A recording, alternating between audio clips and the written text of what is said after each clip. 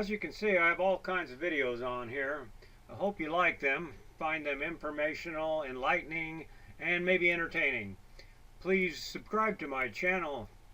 Let me know what you think of these by giving me a thumbs up or a thumbs down. Thank you.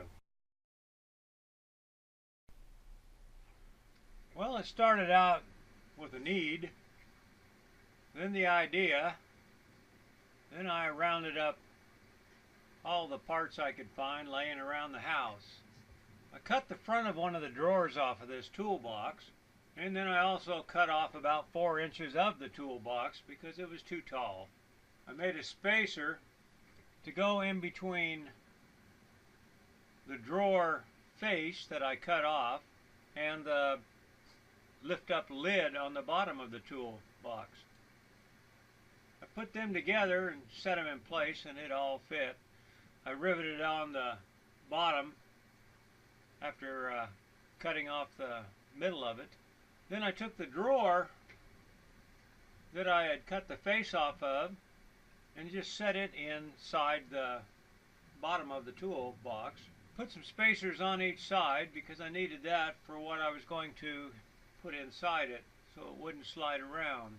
I cut a hole in one side. Then I had this plate laying around. It's a stainless steel electrical cover. I just drilled it full of holes and then riveted it over the massive hole that I cut in the box. I think it turned out okay. Then I took a piece of the diamond plate I had, fit it to the top, double-face taped it down, plus riveted it, which made the whole top a lot more secure. I had to put a piece of tape along the front of that to keep it from scratching what I was putting in and out. Also, I cut a little hole on the other side, about 2 inches, 2 1/4 to be exact. Then I found a piece of screen that had been laying around in my shop forever. I riveted that onto the inside, covering the hole. I set it all together one more time to make sure everything was still fitting. Then I added this electrical outlet on the side here, which I'm going to paint later. You'll see that. Then, as you can see, is the left-hand corner. There's a rod sticking out. I fixed that so that that will hold the door secure, along with the padlock on the bottom. Then you see the cable sticking through the back side. I also put this little adapter on there, so it's the same size as the hole is, which should work quite well. Then I noticed the front of it, the lid, the fold-up part was only one sheet thick, and it was very flexible, and I didn't like it. Didn't feel solid at all. So I took this piece of tin that's been laying around for a few years, cut it out, and took the lid and doubled it by putting an inside wall on the outside with rivets. It gave it about a 1/2 inch thick wall, inner and outer panels I should say, and sturdied it up quite well. You can see the piano hinge there that holds the door, or the face of it, up. And I take the rods that also lock the thing shut, pull them out, and they hold the door open so I can get in and out. And you can also see what that cable is. It's a bicycle lock. Then we made this piece. I'm not real good a welder, but I'm good enough for what I needed here. We took it, painted it red,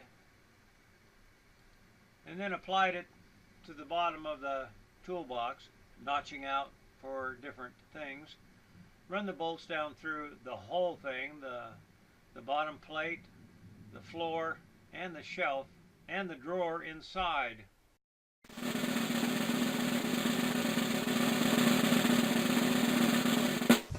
Well, here it is.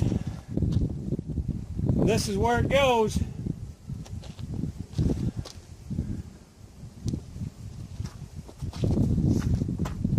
What you do is you just pull this out. What you do is you take that out like that, out like so.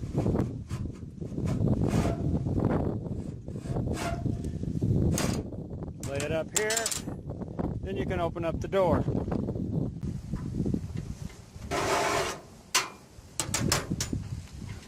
unlock this with your key. Your lock out, drop your pin down, pull your rod out. One you use to secure it goes right there, holds it. Then you got the other rod. It'll usually lay down here. You can stick it over on this side to even give it more security while you're working on it. But there it is. It's a generator holder.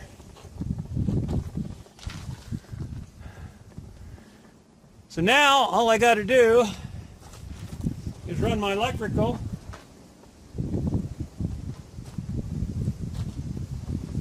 The exhaust will go right out through that one. Fresh air will go through that one. Now, most generally I'll just pull it out and set it on the ground. But if it's raining, I've got all kinds of ways to put it in here. It'll get a little air.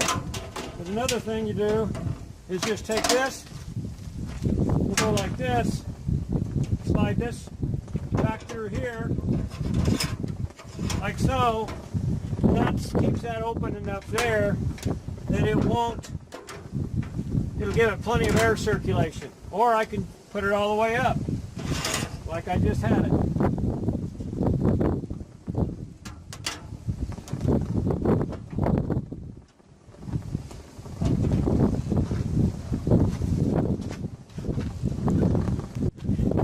This is how it goes on. Actually, it's windy and the sun's in the wrong spot. It goes right in there. All I got to do is stick my locking pin through there. That'll hold it on. So now what we do is we take the adapter, which will plug into this, which will plug into the outlet over here, just like this. Unit over here. Now this cord is, they say, heavy duty enough to run an air conditioner. This will not run an air conditioner. I know that. I knew it when I bought it. What we're going to do is hook this up over here.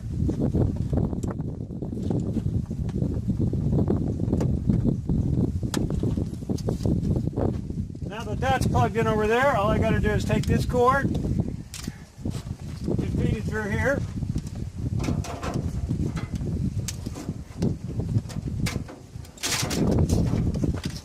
Don't need that no more.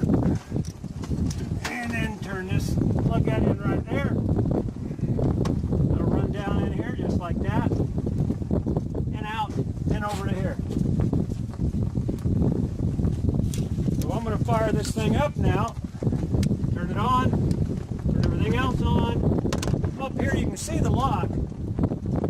Now it comes through there. I'll keep it in here. If anybody wants to break that lock off, they got to break that one off too to steal it. Let's see. Did I turn it on? Yep, she's on. All right, give it a little choke.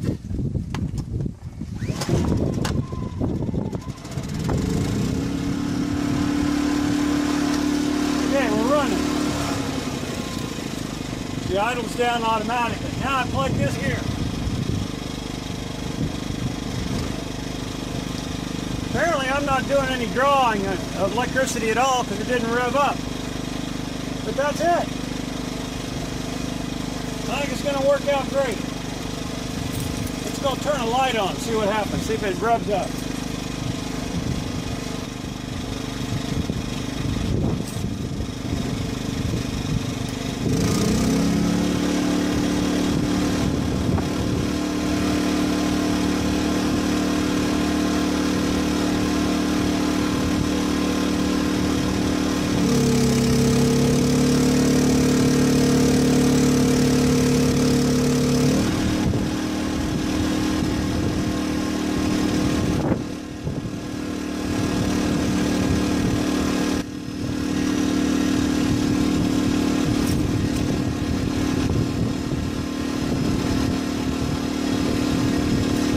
As you've seen, I had the lights on, it never revved up.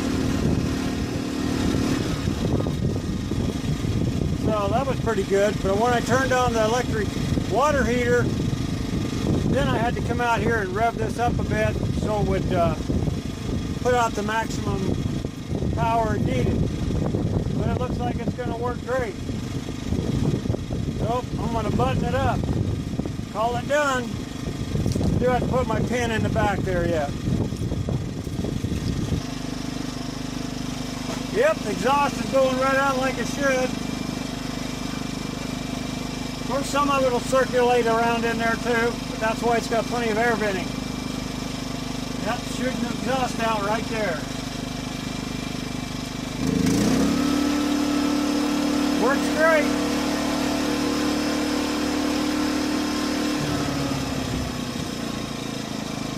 Then I just store my cord right down in there with everything.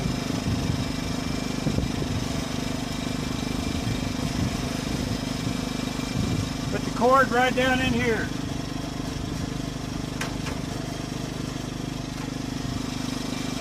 Everything goes in its place. It'll work great. That's it. Button it up and we're good to go. I need to apologize about all the wind. There was nothing I could do about it. It seems like it's always blowing where we store our RV. So I hope you enjoyed what you did see and hope you could hear a little bit of it.